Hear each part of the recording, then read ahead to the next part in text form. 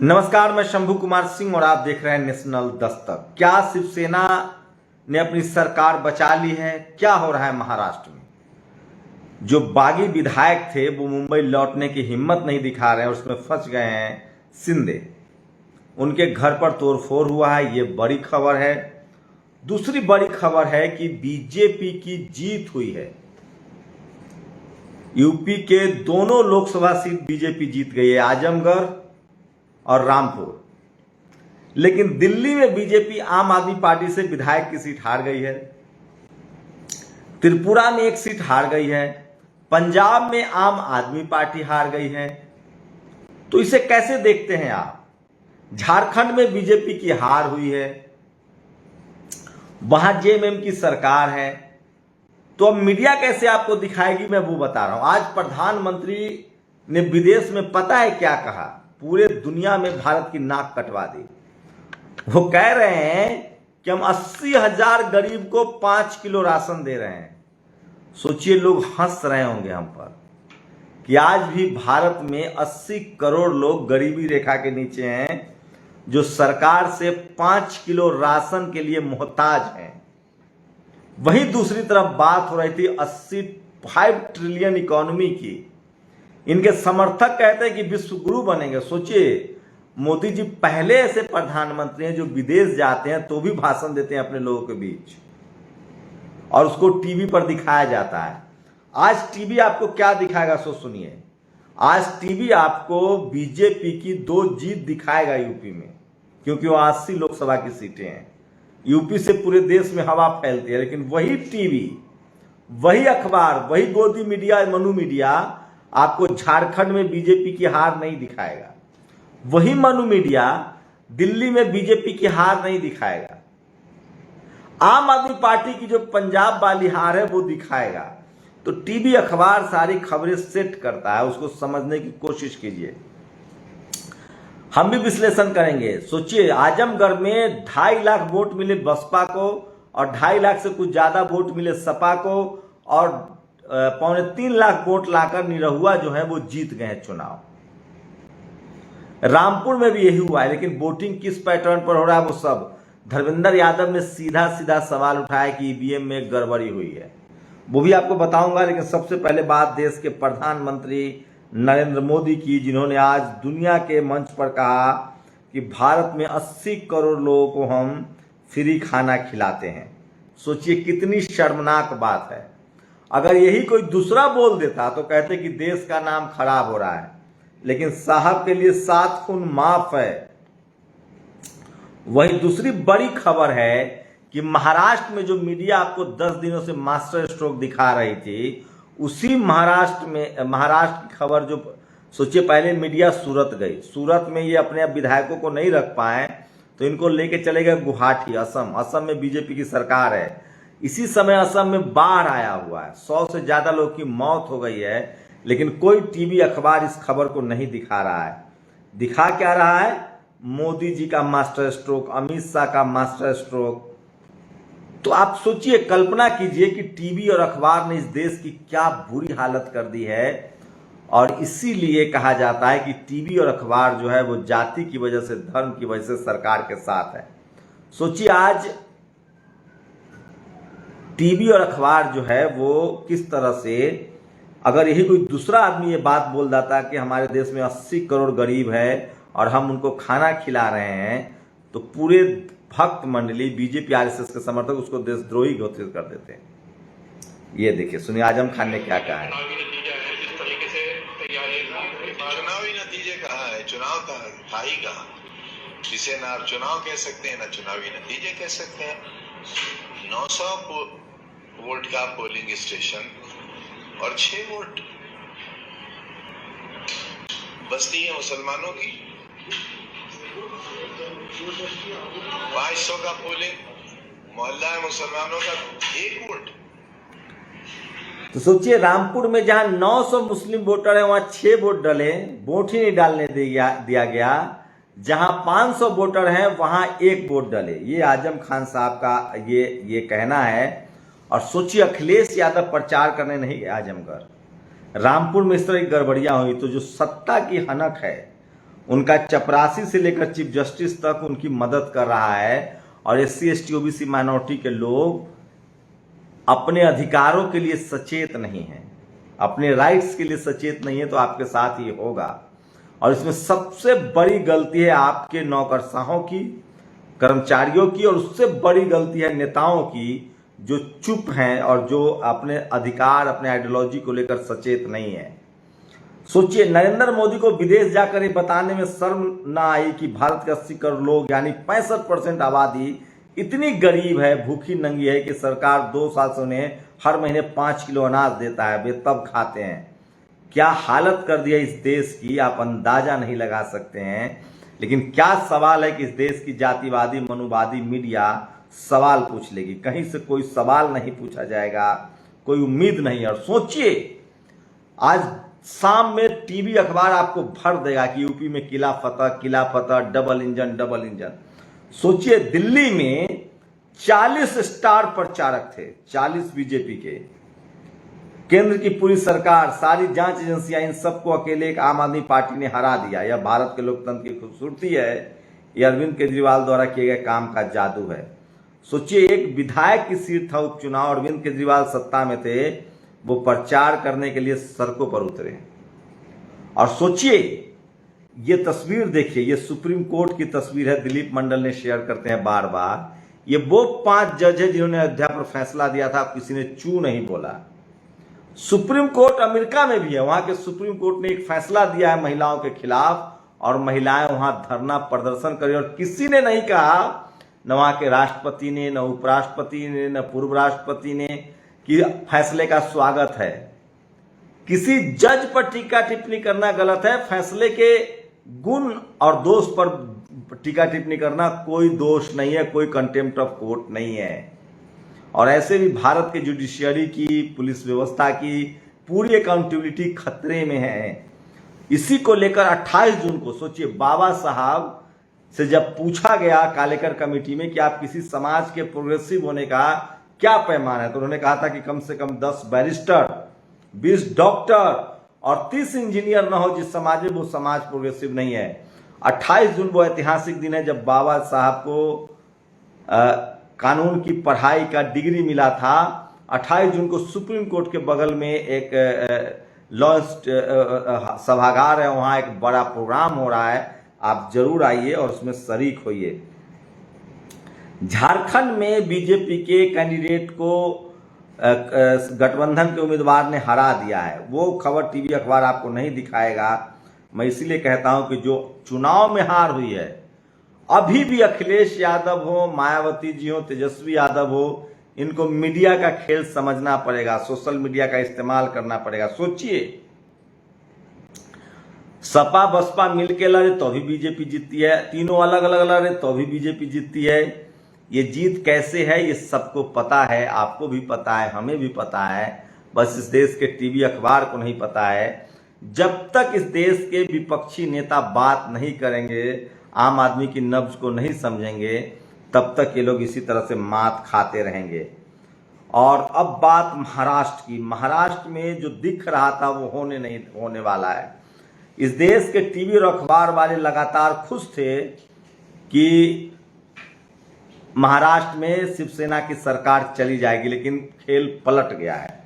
दावा है कि 25 से ज्यादा विधायक फिर से शिवसेना के संपर्क में आ गए हैं, क्योंकि वो मुंबई लौट नहीं सकते हैं। जिस तरह से शिव सैनिक बागी विधायकों पर, बीजेपी नेताओं पर हमला कर रहे हैं, अभी भी पेशवा फडणवीस की इतनी हैसियत नहीं है कि वो आगे बढ़कर लीड करे। जब उनको मीटिंग करनी हुई एकनाथ शिंदे से, एक मराठा छत्रप के कंधे पर बंदूक रख के चलाया जा रहा है, तो उनको बड़ोदरा बुलाया गया और वहां अमित शाह भी थे और ये भी थे। उसके बाद वहां बैठा गया। तो बीजेपी ग्राउंड पर कितना सामाजिक रूप से कमजोर है, इसका आप अंदाजा लगा सकते हैं।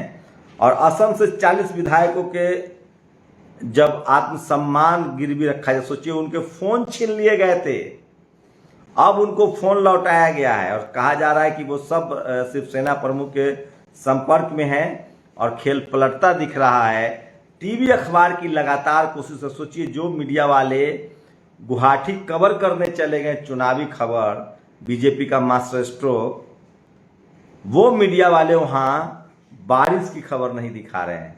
तो इस देश की जो मीडिया है वो इस देश की जनता के साथ नहीं है, सरकार के साथ है। सरकार की चापलूसी कर रही है, वाहवाही कर रही है, ये समझना पड़ेगा।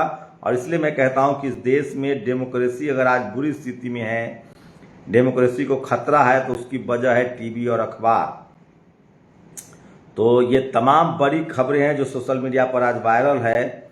और सोचिए कि किस तरह से टीवी अखबार आपको गुमराह करता है। आज पूरे दिन खबर चलेगा यूपी में जो बीजेपी की जीत हुई है, लेकिन वो आपको झारखंड की हार नहीं बताएंगे, त्रिपुरा की हार नहीं बताएंगे, दिल्ली की हार नहीं बताएंगे।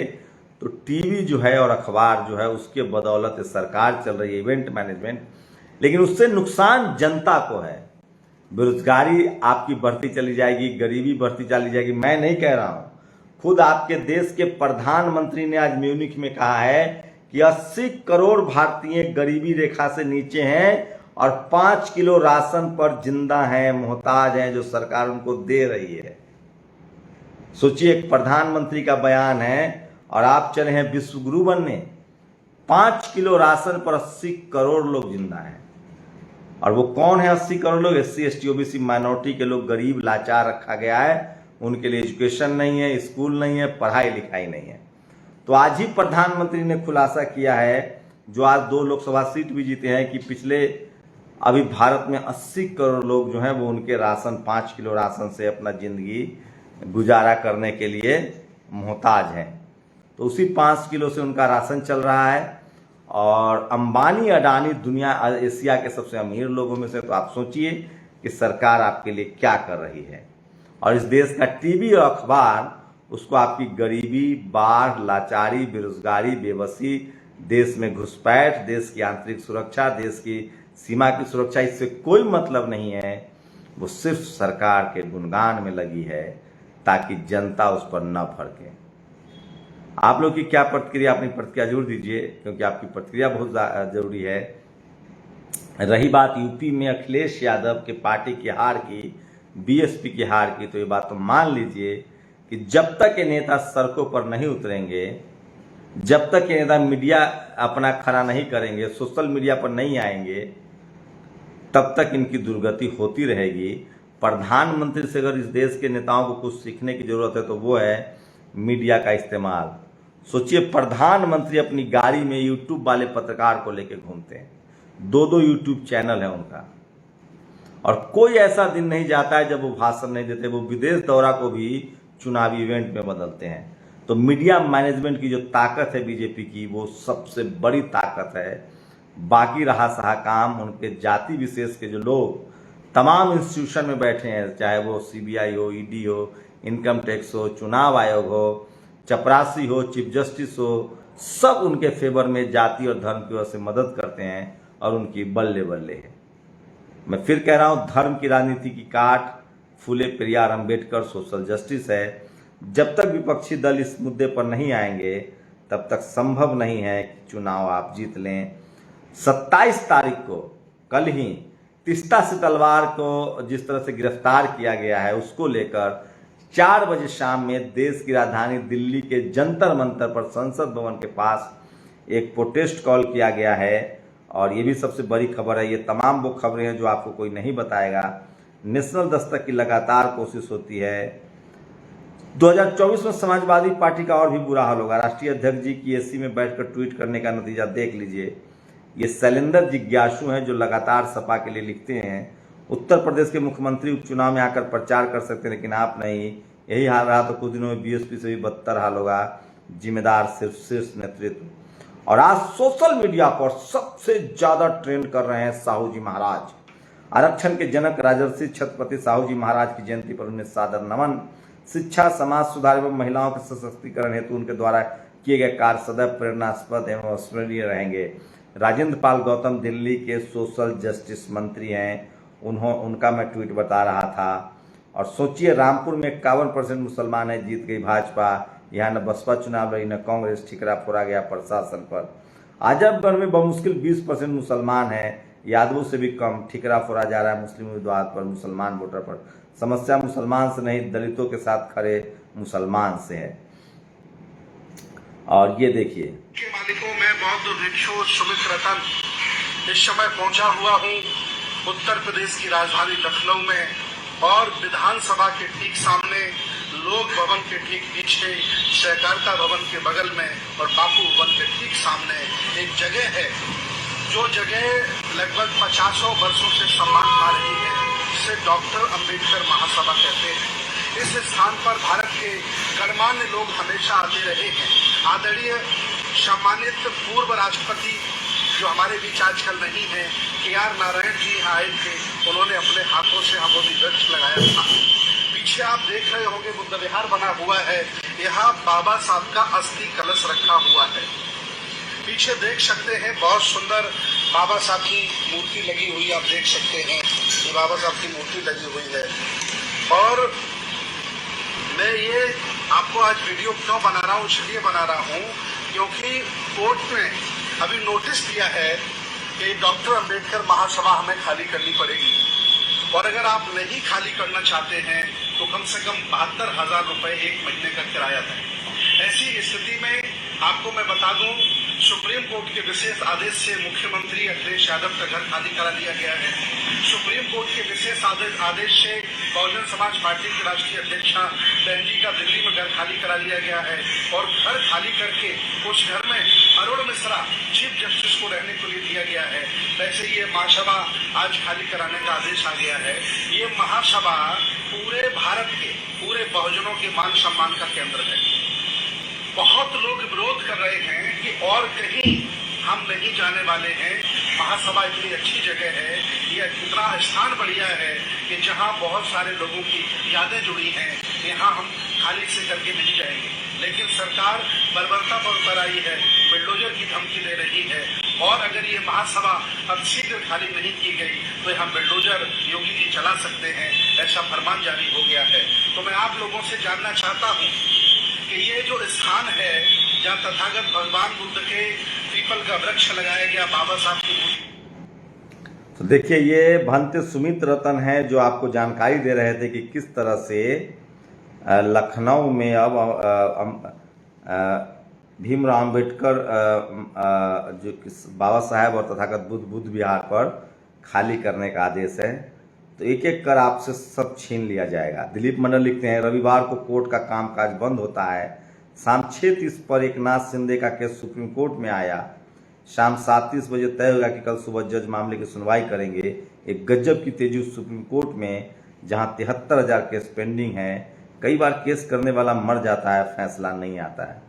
रविवार को कोर्ट का कामकाज बंद है, उसके बाद भी तो ये है जुडिशियरी का इस्तेमाल, और सारे बहुजनों के फैसले, बहुजन समाज के खिलाफ फैसले जो है वो जुडिशियरी से आते हैं, क्योंकि जुडिशियरी में आपकी भागीदारी नहीं है। तो ये तमाम बड़ी खबरें थी। आगे जो भी अपडेट होगा मैं आप पर देता रहूँगा, और मैं बार बार कह रहा हूँ कि सोशल मीडिया ही सच्चा मीडिया है, सोशल मीडिया ही बहुजन मीडिया है। शुक्रिया। नेशनल दस्तक की आपसे गुजारिश है कि अगर इसको बचाना चाहते हैं तो नेशनल दस्तक को सब्सक्राइब करने के लिए रेड कलर के सब्सक्राइब बटन को दबाएं, फिर बेल आइकन की घंटी दबाएं। नेशनल दस्तक को बचाने के लिए बहुत जरूरी है कि हर खबर को शेयर करें, लाइक करें, कमेंट जरूर करें।